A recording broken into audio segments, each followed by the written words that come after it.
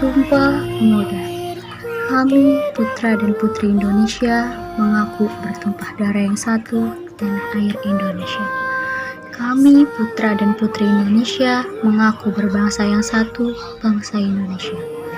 Kami, putra dan putri Indonesia, menjunjung bahasa persatuan, bahasa Indonesia. Tidakkan hilang dari kalbu tanahku yang ku cintai, engkau ku hargai.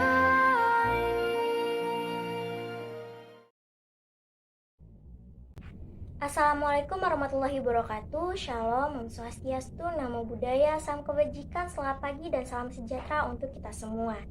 Perkenalkan, saya Syesha Aini selaku Master of Ceremony pada kegiatan pagi hari ini. Yang terhormat Bapak Jumaini MSI selaku Kepala Sekolah SMPN 12 Tangerang. Yang saya hormati Bapak dan Ibu Pembantu Kepala Sekolah atau PKS. Yang saya hormati Bapak dan Ibu Guru Staf Tata Usaha dan seluruh pengurus SMP 12 Tangerang, serta seluruh siswa dan siswi SMPN Negeri 12 Tangerang yang kami banggakan. Alhamdulillah, puji syukur kita panjatkan kehadirat Tuhan Yang Maha Esa, karena berkat rahmatnya kita masih bisa berkumpul untuk mengikuti acara yang luar biasa ini. Meski harus dilaksanakan secara online, semoga kita tetap sehat selalu ya. Acara ini merupakan acara peringatan Hari Sumpah Pemuda dan peringatan Bulan Bahasa dan Sastra tahun 2021. Kegiatan ini memiliki tema Lorong Juang Pemuda Tukdu Beta di Angkasa dengan tagline Ingat Kita Pemuda. Sekarang, banyak sekali tantangan yang dihadapi Indonesia.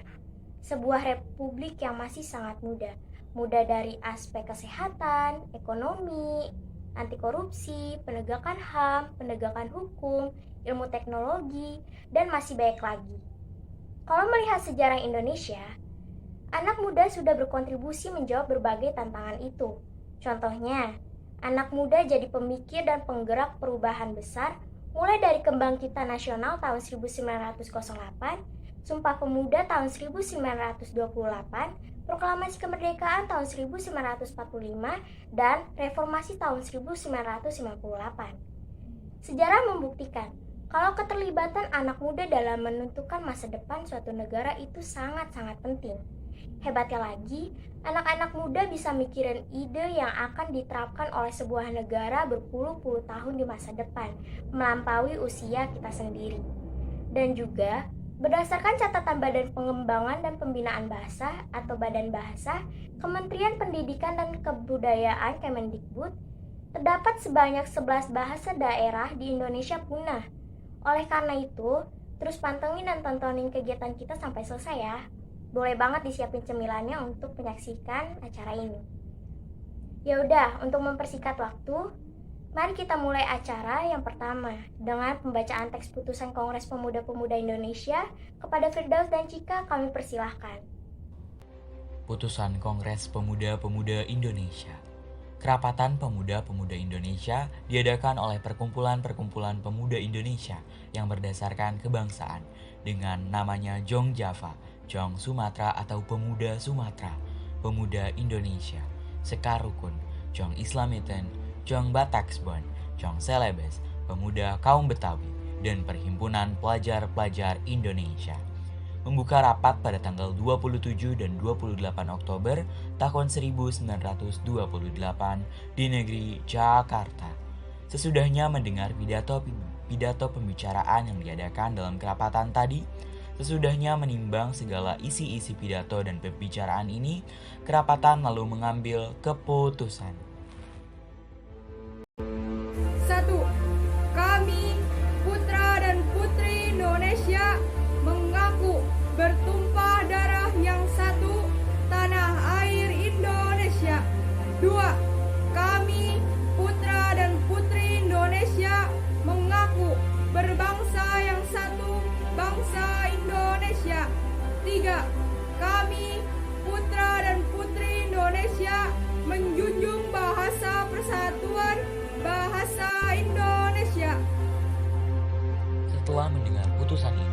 Kerapatan mengeluarkan keyakinan asas ini wajib dipakai oleh segala perkumpulan kebangsaan Indonesia.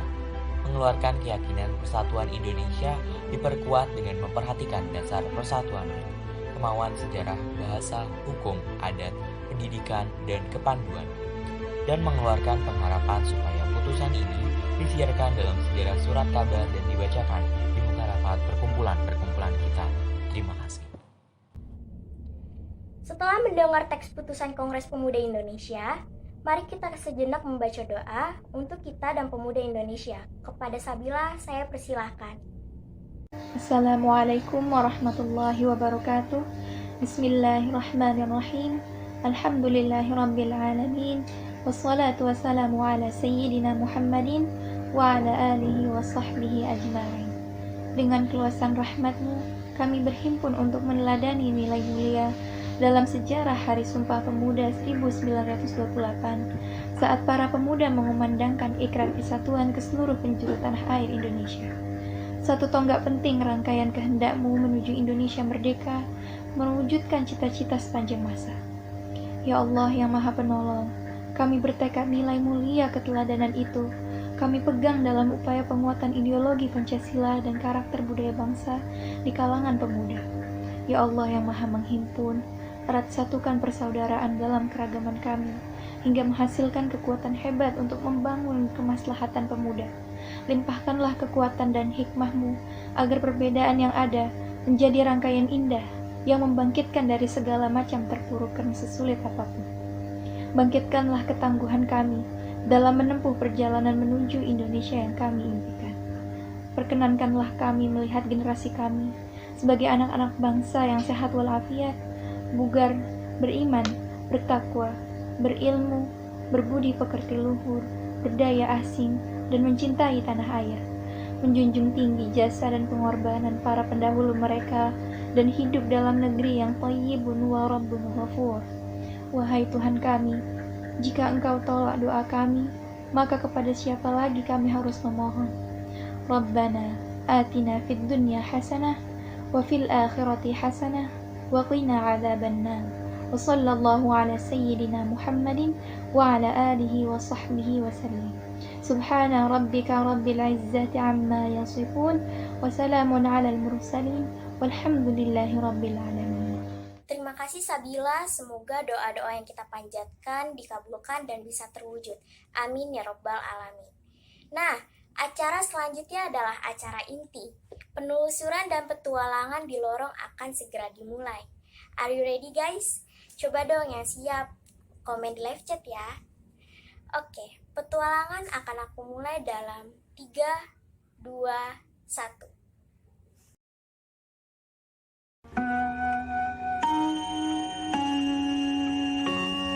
Pintu teater 1 telah dibuka. Para penonton yang telah memiliki karcis dipersilakan memasuki ruangan teater.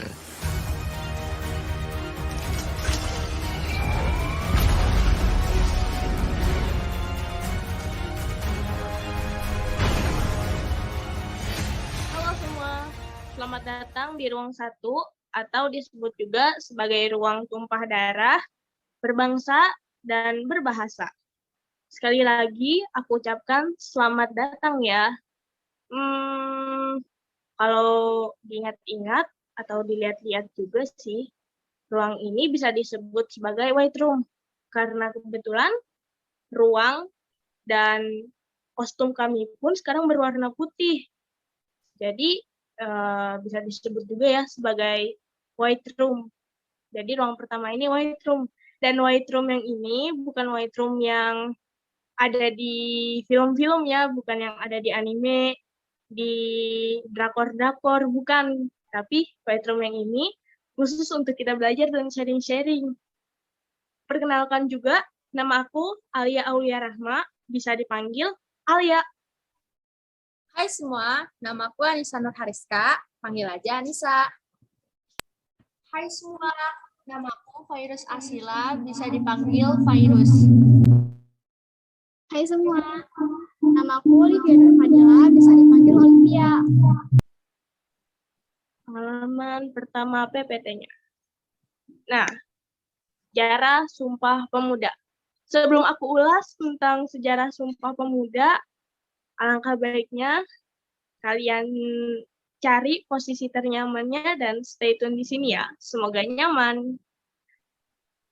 Kembali ke topik, yaitu sejarah Sumpah Pemuda. Gagasan penyelenggaraan Kongres Sumpah Pemuda berasal dari Perhimpunan Pelajar-Pelajar Indonesia atau PPPI. Atas inisiatif PPPI, Kongres diadakan di 3 gedung yang berbeda. Nah, jadi Perhimpunan Pelajar-Pelajar Indonesia itu bukan hanya di Sumatera saja, bukan hanya di Sulawesi saja, nggak kayak gitu. Jadi Perhimpunan Pelajar-Pelajar Indonesia itu seluruh Indonesia itu ada, disebut juga disatukan sebagai PPPI. Kongres diadakan di 3 gedung yang berbeda. Rapat pertama diadakan di Gedung Katolike Jongenlingenbon. Rapat kedua di Gedung Ostjava Bioskop. Di rapat ketiga dilaksanakan di Gedung Indosis Lubis Kramat. Dan dari rapat itulah dihasilkannya Sumpah Pemuda sekaligus diperdengarkannya lagu Indonesia Raya. Nah, sebelumnya nih, nanti teman-teman komen ya, aku kasih kuis, jadi silakan komen di kolom komentarnya nanti. Saat lagu Indonesia Raya pertama kali diperdengarkan, itu menggunakan apa? Cluenya waktu itu Indonesia Raya menggunakan alat musik. Ayo, alat musik apa? Nanti jawab ya di kolom komentar. Nah, sesuai nama ruang ini juga, ruang bertumpah darah, berbangsa dan berbahasa. Nah, akan kita ulas juga nih tentang bertumpah darah itu apa, berbangsa itu apa, dan berbahasa itu apa. Nah, yang kedua ini kita bahas tentang bertumpah darah dulu ya, yang akan disampaikan oleh Anissa nih. Ayo, dengan senang hati, aku persilahkan.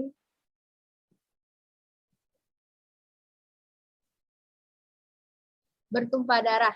Ada banyak tragedi yang menimpa bangsa Indonesia pada masa lalu. Tapi dari banyak kejadian tersebut, semangat para pemuda tidak padam, melainkan semakin bertambah. Mereka rela bertumpah darah agar Indonesia bisa merdeka. Para pemuda selalu mengemukakan ide, mengeluarkan pendapat, dan bersemangat dalam mengikuti serangkaian rapat, sehingga Indonesia pun dapat merdeka dan menjadi bangsa yang berdiri sendiri. Selanjutnya, berbangsa akan diulas oleh Kak Fairuz. Berbangsa. Sekarang bangsa kita sudah merdeka. Kita sebagai pemuda yang akan meneruskan bangsa Indonesia ini, hendaknya menyiapkan diri dari sekarang. Belajar dengan rajin, serta melakukan apa yang kita sukai dan apa yang menjadi hobi kita. Banyak yang bisa dilakuin, kayak yang kita sukain, hobi-hobi apa aja yang mau dilakuin gitu. Sekarang lanjut berbahasa Ayoli.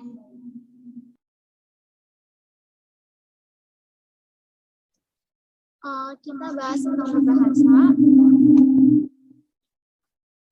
Menurut Badan Pengembangan Pembinaan Bahasa, Kementerian Pendidikan Kebudayaan, bahasa daerah di Indonesia yang telah diidentifikasi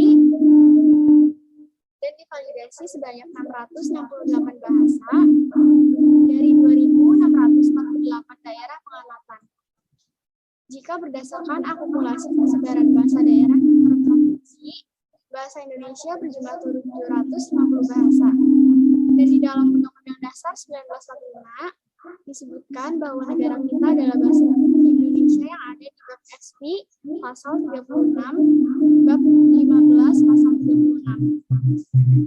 Menurut Muhammad Yamin, ada 5 faktor yang memperkuat persatuan, yakni sejarah, adat, bahasa, dan kemauan.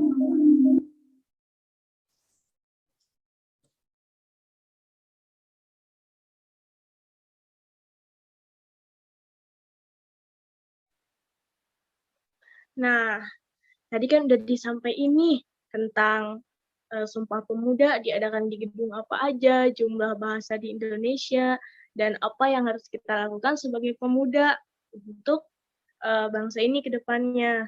Dan apa dulu yang telah terjadi di masa lampau, ya. Kita sebagai pemuda juga, bangsa ini ada di tangan kita. Jadi, tetap semangat untuk mengejar cita-cita ya. Dan kami rasa sudah saatnya kami berpisah. Jadi, kami pamit undur diri. Sekian dan terima kasih. Sampai bertemu di lain waktu.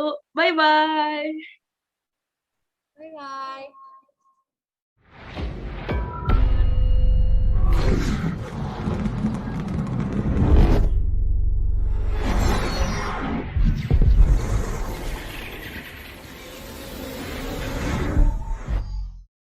Assalamualaikum warahmatullahi wabarakatuh. Halo teman-teman semuanya. Selamat datang di Ruang Pemuda Berinovasi. Sama kita-kita semua. Sebelumnya kenalin, nama aku Naila Febriana, bisa dipanggil Kak Naila. Terus ada partner-partner aku yang cakep-cakep ya kan. Ada Kak Dinda di sana. Halo Kak Dinda. Terus ada Kak Tasya di sana. Say hi Kak Tasya buat teman-teman semuanya. Halo, Nah, Kak Tasya. sebenarnya ada satu orang lagi partner kita, Kak Maula, cuman karena ada halangan, jadinya dia cuma bisa nitip salam deh. Ya udah nggak apa-apa ya. Sebelumnya aku mau tanya, kalian semua tahu nggak sih apa itu berinovasi? Ada yang tahu nggak kakak? Belum tahu. Apa itu, Kak? Oke. Nah, inovasi itu bisa kita artiin sebagai proses pengembangan dan pemanfaatan dari pengetahuan, keterampilan, atau bahkan pengalaman dengan tujuan menciptakan atau memperbaiki produk yang sifatnya masih baru ya. Nah, tujuan lainnya untuk apa sih? Tujuan lainnya itu untuk memberikan nilai yang berarti atau signifikan. Nah, hasil dari proses inovasi ini bisa disebut dengan inovatif. Nah, of course ya, sebagai agent of repair pemuda Indonesia nih, seperti kita-kita, itu harus bisa berinovatif dan berkreatif supaya bisa saing dengan baik di era globalisasi seperti saat ini. Nah, antara inovatif dan kreatif itu ada hubungannya. Sama kayak aku dan kamu, itu ada hubungannya. Ya. Jadi, keduanya itu diikatkan supaya bisa berjalan dengan seimbang. Contohnya nih, kita bisa berinovasi untuk menghasilkan suatu karya yang kita sebut dengan inovatif, yang sifatnya atraktif, dengan mengembangkan kreativitas yang kita miliki. Nah, kira-kira begitu. Untuk data-datanya bisa disampaikan dengan Kak Dinda di sana. Oke, Kak Dinda? Makasih Kak Naila sebelumnya. Ini sebelumnya aku minta izin dulu ya untuk menerangkan data-datanya dari sumbernya langsung. Di sini ada Indeks Daya Saing Global Indonesia. Kalau dilihat-lihat, Indonesia ini masih tertinggal dibandingkan dengan negara-negara tetangga seperti Singapura, Malaysia, dan Thailand dalam aspek seperti sistem keuangan, pasar tenaga kerja, pasar barang dan jasa, institusi, dan infrastruktur. Nah, yang kedua, ini ada Indeks Daya Saing Global Indonesia menurut IMD. Data World Competitiveness Ranking 2021, pada tahun 2020, Indonesia menduduki ranking ke-40 dan mengalami peningkatan ke ranking 37 pada tahun 2021. Yang selanjutnya ini ada Indeks Daya Saing SDM Indonesia. Menurut World Bank, data ASEAN Human Capital Index dibagi menjadi 3, yaitu high income, upper middle income, dan lower middle income. Ini adalah data signifikan persentase potensial anak produktif di setiap negara. Yang ini, yang terakhir, ini ada Indeks Inovasi Global Indonesia dari Global Innovation Index Report 2020. Nah, di sini Indonesia itu memiliki institution sebanyak 111, Human Capital and Research sebanyak 92, infrastruktur sebanyak 80, Market Sophistication sebanyak 62, Business Sophistication sebanyak 114, Knowledge and Technology Output sebanyak 71, dan Creativity Output sebanyak 83. Dari data tersebut, Indonesia ini menduduki peringkat ke-85 dengan skor 26,5. Nah, kalau kita lihat-lihat dari data lagi nih teman-teman, Indonesia ini masih kurang di bagian inovasi. Maka dari itu, Indonesia harus lebih meningkatkan inovasi untuk mempercepat pertumbuhan. Selanjutnya akan diterangkan oleh Kak Tasya. Kalian tahu nggak sih kalau inovatif itu ada aspek-aspek perilaku. Jadi aku mau jelasin aspek-aspek perilaku dan cara menghasilkan inovasi. Yang pertama, harus menciptakan ide. Yang kedua, berbagi ide. Dan yang ketiga, merealisasikan idenya. Cara menghasilkan inovasi, yang pertama adalah rinci ide kreatif. Yang kedua, fokus pada poin ide. Yang ketiga, ilustrasikan ide tersebut. Yang keempat, bertanya mengenai feedback. Selanjutnya, ada 7 aspek sumber peluang untuk berinovasi dari sumber Peter Drucker. Yang pertama, ada yang tak terduga, yang kedua ketidakselarasan, yang ketiga inovasi berdasarkan kebutuhan pokok, yang keempat perubahan struktur industri, struktur pasar, yang kelima perubahan demografi, yang keenam perubahan persepsi, dan yang ketujuh atau yang terakhir pengetahuan yang baru, baik saintifik atau non-saintifik. Ini ada contoh-contoh inovasi anak bangsa. Yang pertama ada Rapid Detection Test RDT COVID-19 yang dikembangkan oleh gabungan mahasiswa UGM, UNAIR, ITB, UNPAD, Universitas Mataram, dan Upatika Mataram. Yang kedua ada mobil listrik Selo oleh Ricky Elson. Yang ketiga ada Gojek yang merambat sampai ke negara tetangga. Siapa sih zaman sekarang yang nggak tahu Gojek? Terus menyebar sampai ke negara tetangga, contohnya Singapura, Thailand, Vietnam, dan sebagainya. Yang keempat ada komponen teknologi 4G LTE oleh Profesor Dr. Hoirul Anwar. Dan yang kelima ada sepeda poligon karya anak bangsa yang bahkan sudah mendunia sampai ke seluruh bagian dunia seperti Amerika, Australia, Eropa. Selanjutnya ada 5 hal yang harus dimiliki dalam menghadapi persaingan dunia. Jadi ini tuh lebih ke hal-hal dasar ya yang harus kita punya.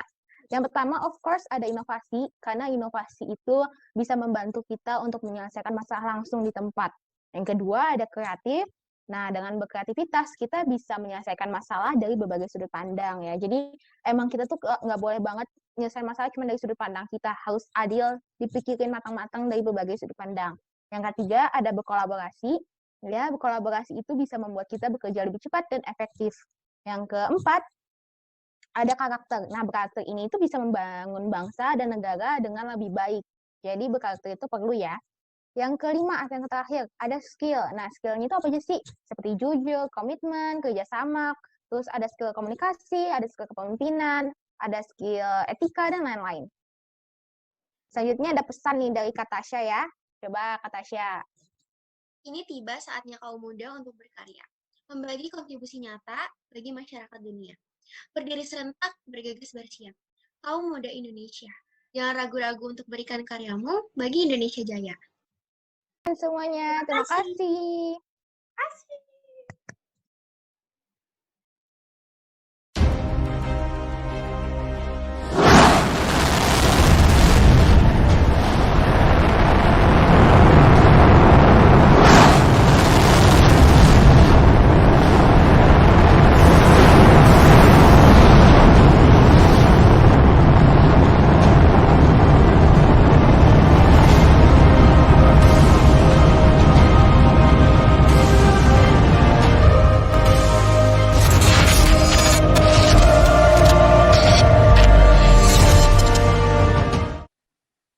Assalamualaikum, halo semuanya. Dalam waktu ke depan, saya dan teman-teman akan menjelaskan tentang anti korupsi dan narkoba. Saya mulai ya. Yang pertama, pengertian korupsi. Kedua, dampak korupsi. Ketiga, 9 nilai anti korupsi. Pengertian korupsi adalah tindakan menyalahgunakan kepercayaan publik yang dikuasakan kepada mereka untuk mendapatkan keuntungan sepihak. Dampak korupsi, perlu diketahui dampak jangka panjang korupsi selain kerugian negara ialah masyarakat menderita kekurangan kualitas perhatian dalam berbagai bidang, baik itu pendidikan, kesehatan, sarana dan prasarana, dan lain sebagainya. 9 nilai-nilai anti korupsi yaitu jujur, peduli, mandiri, disiplin, tanggung jawab, kerja keras, sederhana, berani, dan adil. Selanjutnya akan dilanjut oleh Kak Frisi ya. Terima kasih Kak Shinta. Aku lanjut ya. Pertama, kejujuran. Kejujuran berasal dari kata jujur yang dapat didefinisikan sebagai sebuah tindakan maupun ucapan yang lurus, tidak berbohong dan tidak curang. Dalam berbagai buku juga disebutkan bahwa jujur memiliki makna satunya kata dan perbuatan. Jujur ialah merupakan salah satu nilai yang paling utama dalam anti korupsi, karena tanpa kejujuran seseorang tidak akan mendapat kepercayaan dalam berbagai hal, termasuk dalam kehidupan sosial. Contoh kejujuran secara umum di masyarakat. 1. Selalu berkata jujur dimanapun. 2. Jujur dalam menunaikan tugas dan kewajiban. Misalnya jujur sebagai masyarakat umum dengan membayar pajak. Kedua, peduli. Arti kata peduli adalah mengindahkan dan memperhatikan. Rasa kepedulian dapat dilakukan terhadap lingkungan sekitar dan berbagai hal yang berkembang di dalamnya.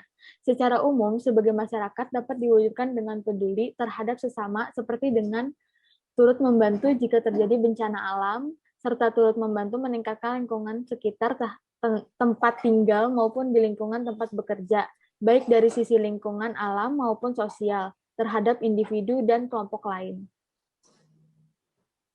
Ketiga, mandiri. Mandiri berarti dapat berdiri di atas kaki sendiri. Artinya tidak banyak bergantung kepada orang lain dalam berbagai hal. Kemandirian dianggap sebagai suatu hal yang penting harus dimiliki oleh seorang pemimpin. Karena tanpa kemandirian, seseorang tidak akan mampu memimpin orang lain. 4. Disiplin. Definisi dari kata disiplin ialah ketaatan atau kepatuhan kepada peraturan. Kedisiplinan memiliki dampak sama dengan nilai-nilai anti korupsi lainnya, yaitu dapat menumbuhkan kepercayaan dari orang lain dalam berbagai hal. Dilanjutkan oleh Kak Jasmine ya. Baik, terima kasih Kak Prisi. Sekarang dilanjut aku ya. Yang kelima, ada tanggung jawab. Kata tanggung jawab adalah keadaan wajib menanggung segala sesuatunya. Seseorang yang dapat menunaikan tanggung jawabnya sekecil apapun itu dengan baik akan mendapatkan kepercayaan dari orang lain. 6. Kerja keras. Bekerja keras merupakan hal yang penting guna tercapainya hasil yang sesuai dengan target. Akan tetapi, bekerja keras akan menjadi tidak berguna jika tanpa adanya pengetahuan. 7. Sederhana. Dengan gaya hidup yang sederhana, manusia dibiasakan untuk tidak hidup boros, tidak sesuai dengan kemampuannya. Dengan gaya hidup yang sederhana, seseorang juga dibina untuk memprioritaskan kebutuhan di atas keinginannya.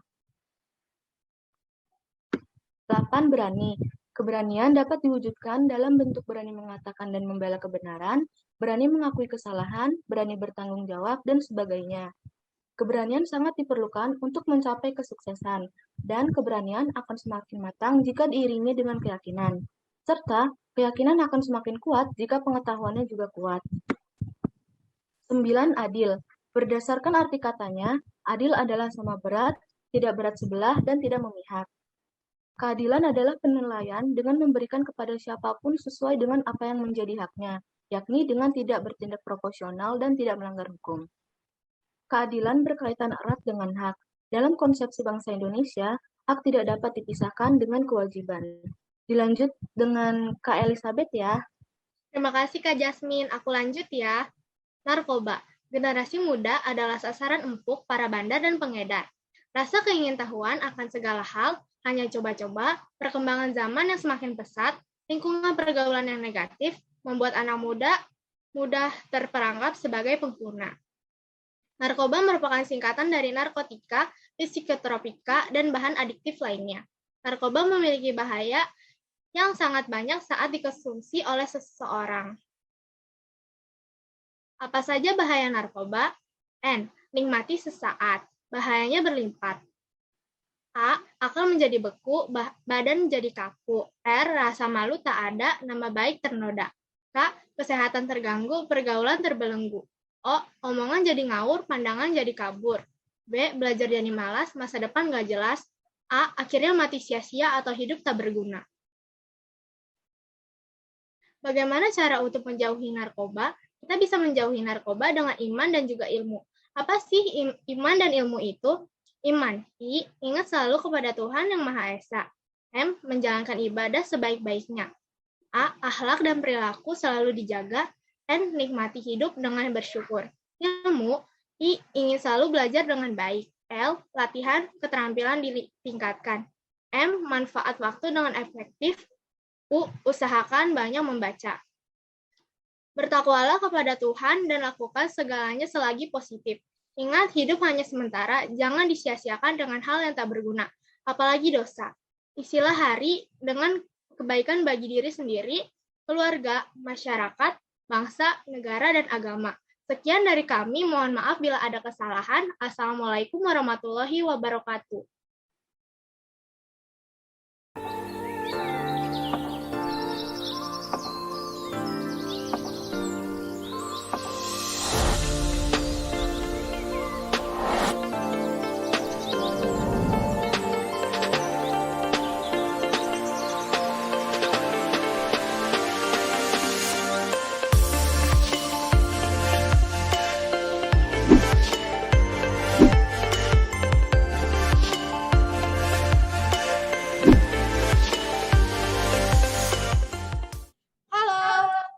datang di ruang bahasa.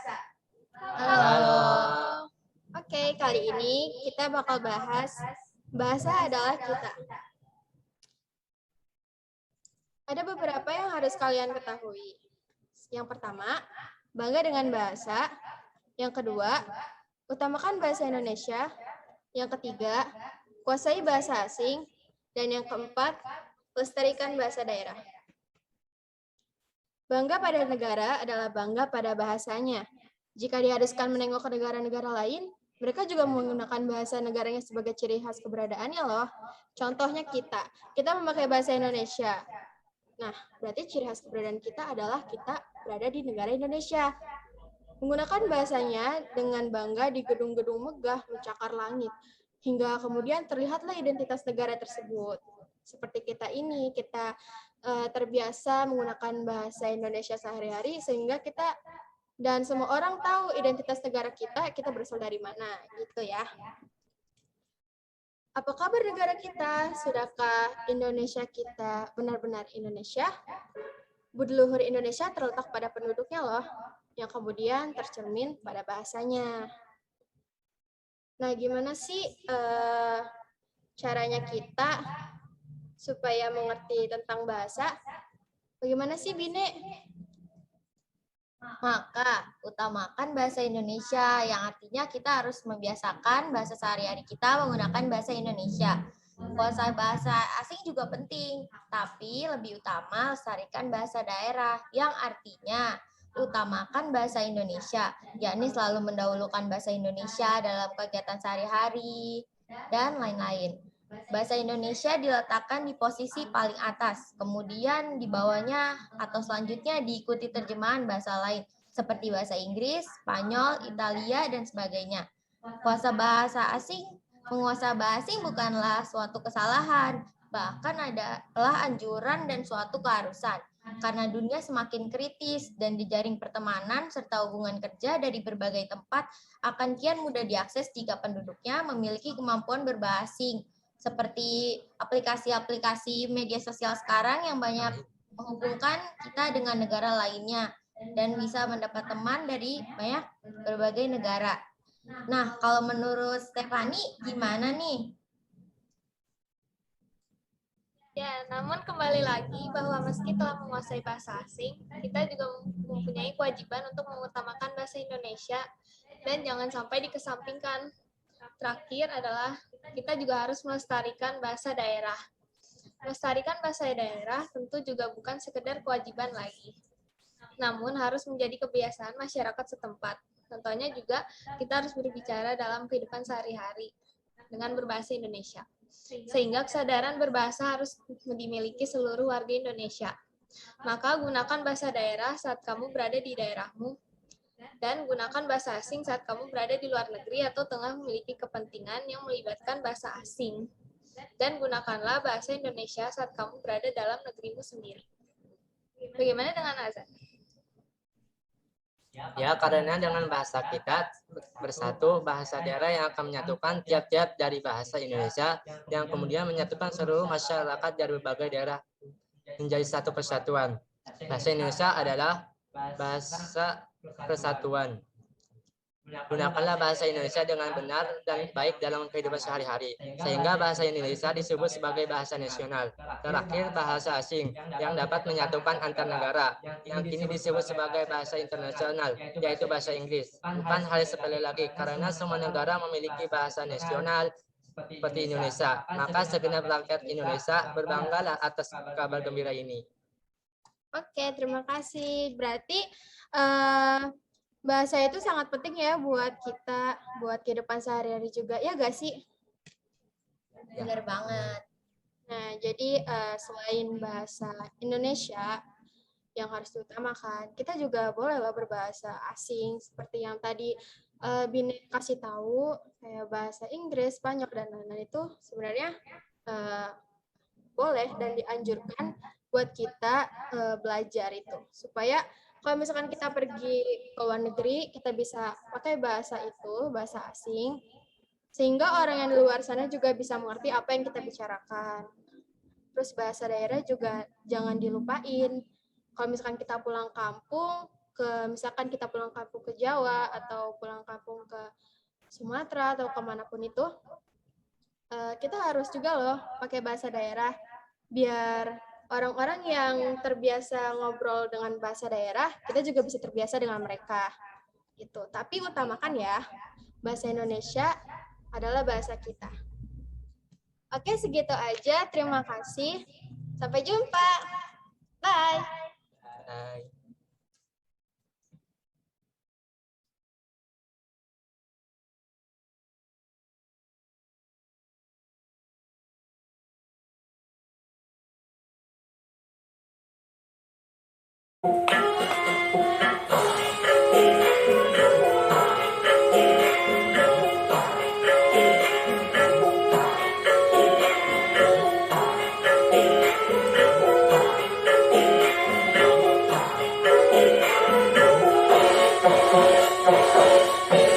Jalan-jalan ya abang sama ibunda, shalalalalala. Jangan lupa ya abang membeli kuda, shalalalalala. Kita ini ya abang seorang pemuda, shalalalalala. Harus terus amalkan Sumpah Pemuda. Andeja, Andeci, Bora, Bora Bori. Andeja, Andeci, Bora, Bora Bori. Pagi hari ya nona pergi sekolah, ke sekolah ya nona naik sepeda. Jadilah anak muda pantang menyerah, karena itu ya nona panutan bangsa. Andeja, Andeci, Bora, Bora Bori. Andeja, Andeci, Bora, Bora Bori. Makan sambal ya abang jadinya pusing, mungkin karena terlalu banyak cabenya.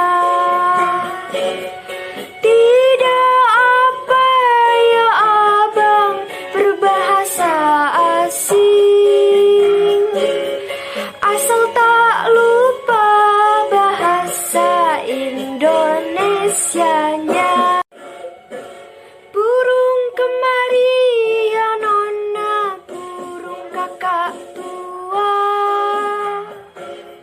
Burung terbang ya nona, menembus awan. Jika engkau mengaku cinta Indonesia, junjung tinggilah ya nona bahasa persatuan.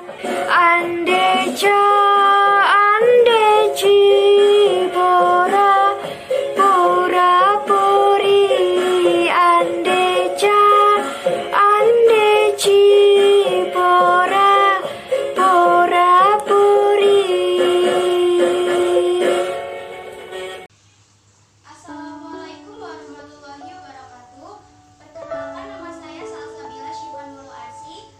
Kali ini saya akan membacakan puisi. Sumpah yang menggugah, karya Effendi Kadarisman.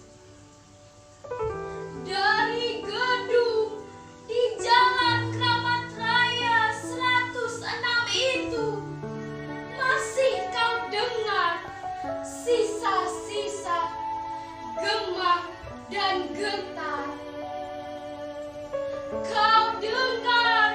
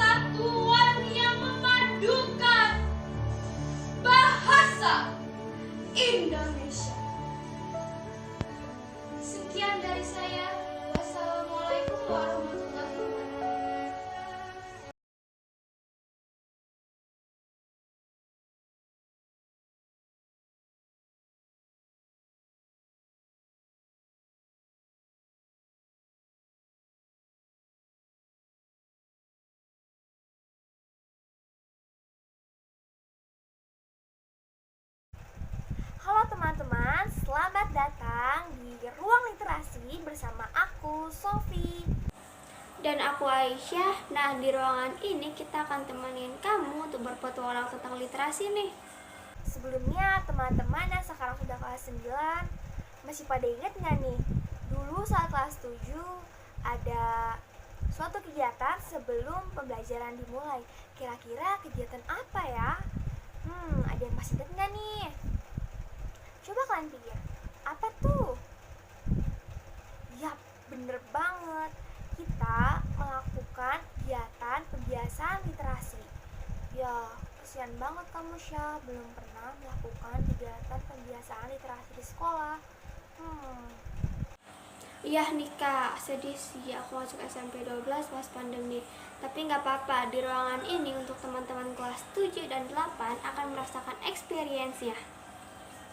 Nah, bener banget. Sebelumnya, teman-teman persiapkan buku bacaan seperti buku cerita rakyat, buku novel, buku majalah, atau buku apapun itu deh. Yang terpenting bisa dibaca. Bener nggak, Syah? Ya, bener banget. Jangan lupa siapin pulpen dan bukunya ya. Untuk mempersiapkan itu semua, aku hitung 20 detik ya. 20, 19, 18, 17, 16, 15, 14, 13, 12, 11, 10, 9, 8, 7, 6, 5, 4, 3, 2, 1. Oke, sudah semua kan? Sip. Mari kita mulai. Let's go! Acara yang pertama ada pembacaan buku bacaan selama 10 menit. Harap kondusif dan hikmat ya. Jangan lupa ditulis resume atau sinopsis dari cerita yang kamu baca ya. Waktu 10 menit dimulai dari sekarang.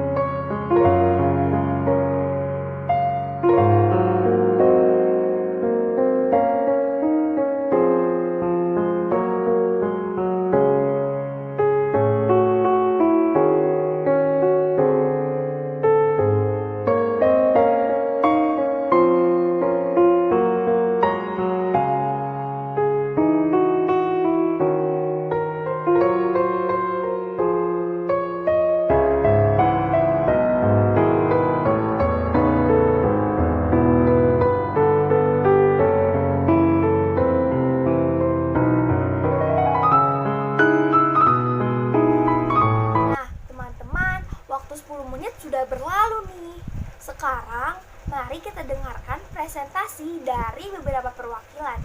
Boleh teman-teman dipersilahkan.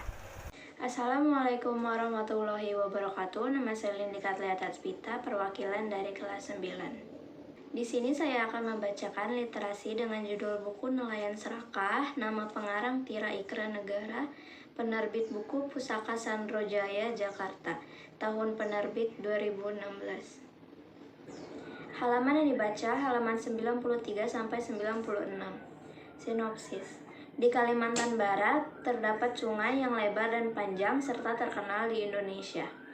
Nama sungai ini adalah Sungai Kapuas. Sungai ini bercabang banyak, salah satunya Sungai Kawat. Tak jauh dari situ, ada keluarga nelayan yang miskin, hidup seorang nelayan, istri dan anak-anaknya. Setiap hari, mereka makan hasil tangkapan ayahnya, yaitu ikan. Kadang mendapat banyak dan kadang sedikit atau tidak sama sekali.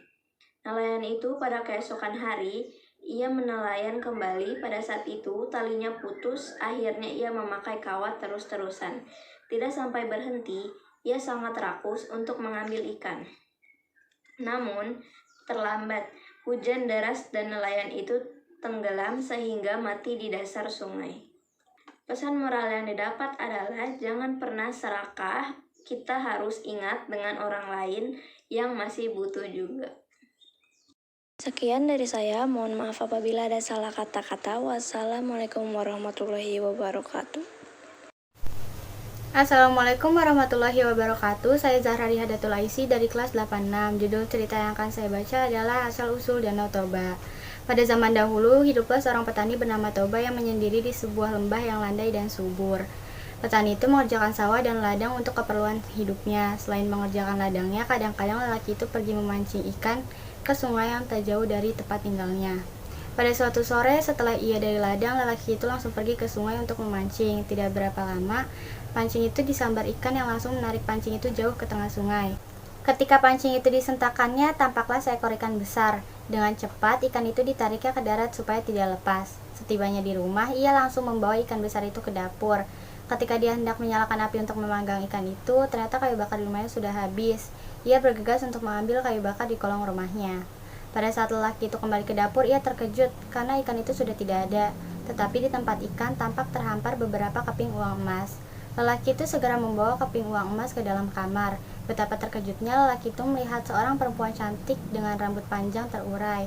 Sambil memasak nasi, diceritakan oleh perempuan itu bahwa dia adalah penjelmaan dari ikan besar yang tadi ia tangkap. Setelah beberapa minggu perempuan itu tinggal di rumahnya, akhirnya lelaki itu melamar perempuan tersebut untuk dijadikan istrinya. Perempuan itu bersedia menerima lamaran dengan syarat merahasiakan identitasnya. Akhirnya keduanya pun menikah dan memiliki anak laki-laki yang bernama Samosir. Suatu hari, Samosir berbuat kesalahan yang membuat Toba marah dan memakinya sebagai anak ikan.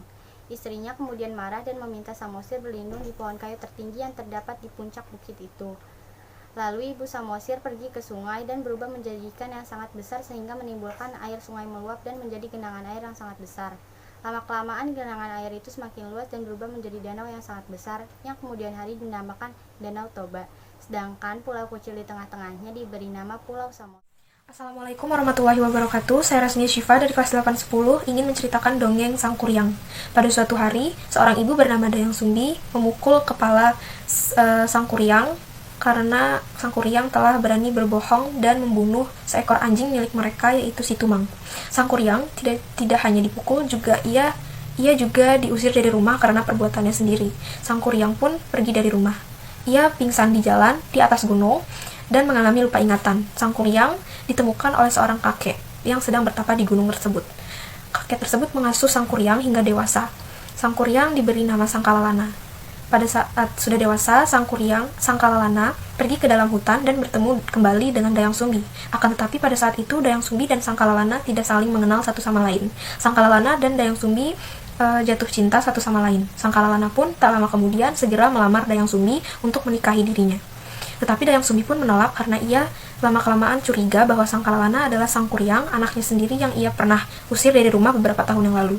Sang Kalalana tetap kekeh untuk menikahi Dayang Sumbi. Dayang Sumbi pun memberi syarat kepada Sang Kalalana untuk membuat perahu di atas sungai Citarum sebelum fajar tiba. Sang Kalalana pun memenuhi syarat tersebut. Ia mengerjai syarat dari Dayang Sumbi.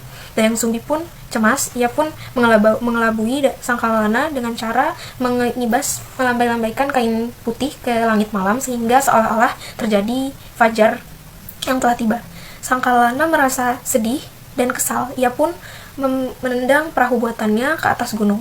Sekarang gunung itu dikenal sebagai Gunung Tangkuban Perahu. Sekian dari saya. Wassalamualaikum warahmatullahi wabarakatuh.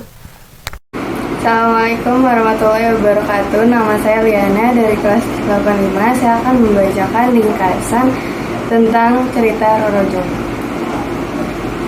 Di suatu ketika terdapat dua kerajaan yang bertentangan, yaitu kerajaan Pengging dan kerajaan Baka. Bandung Bondowoso, seorang kesatria dari Pengging, berhasil mengalahkan Raja Boko dan segera melamar Roro Jonggrang. Roro Jonggrang menerima lamaran tersebut, asal Bandung Bondowoso membuat 1000 candi dalam semalam. Bondowoso menyanggupi permintaan itu dengan bantuan jin.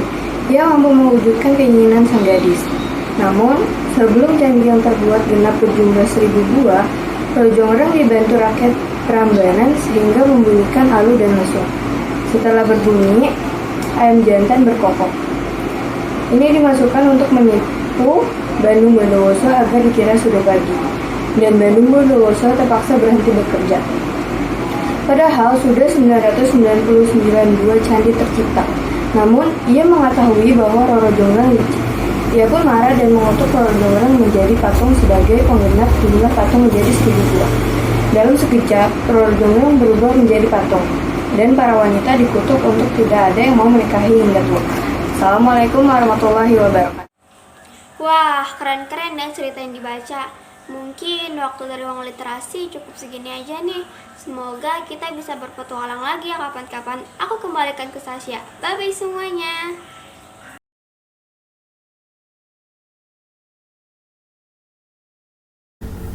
Terima kasih Sofi dan Aisyah. Nah, sekarang kita udah ada di ujung acara nih. Tapi jangan keluar dulu. Kita seru-seruan bersama artis-artis di Beta. Saya Syesha Kurwatil Aini pamit undur diri. Mohon maaf bila ada salah kata. Wassalamualaikum warahmatullahi wabarakatuh. Selamat menyaksikan acara hiburan.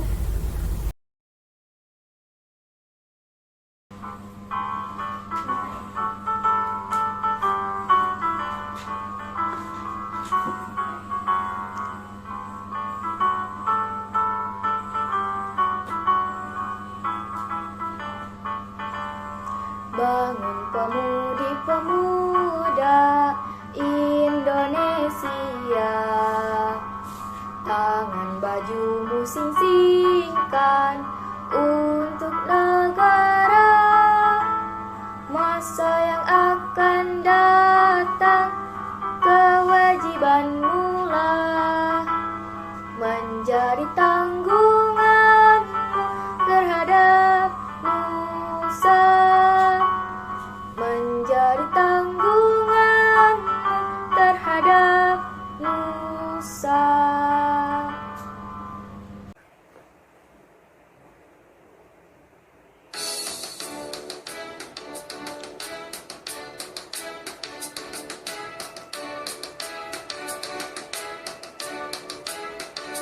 Lihat mentari yang terbit di timur bumi, dengarkan kicau burung merdu yang bernyanyi. Tersenyumlah dan ucapkan semangat pagi, tandanya kau siap untuk memulai hari. Kejarlah mimpi tanpa berhenti, percayalah semua akan terjadi. Aku bisa jadi apa saja, setinggi langit di angkasa yang tak ada batasnya. Aku bisa kalau aku mau, cita-cita dan mimpiku setinggi langit.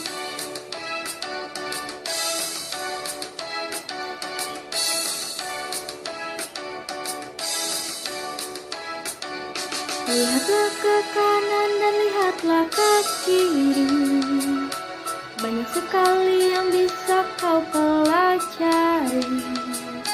Bukalah telinga, dengarkan dengan hati. Hari ini semua adalah bekal nanti.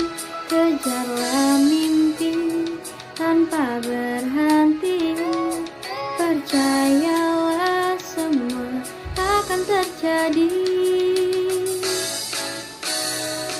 Aku bisa jadi apa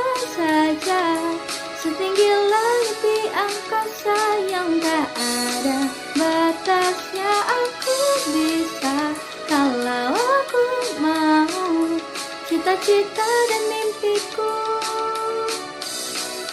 setinggi langit.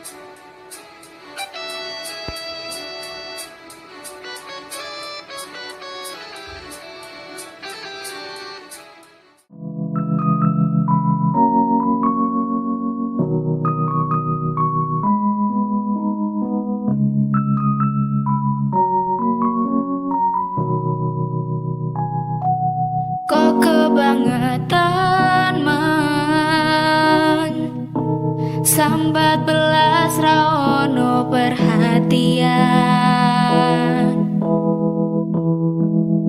Jelas ku butuh hatimu, ku butuh awakmu. Kok kebangetan man.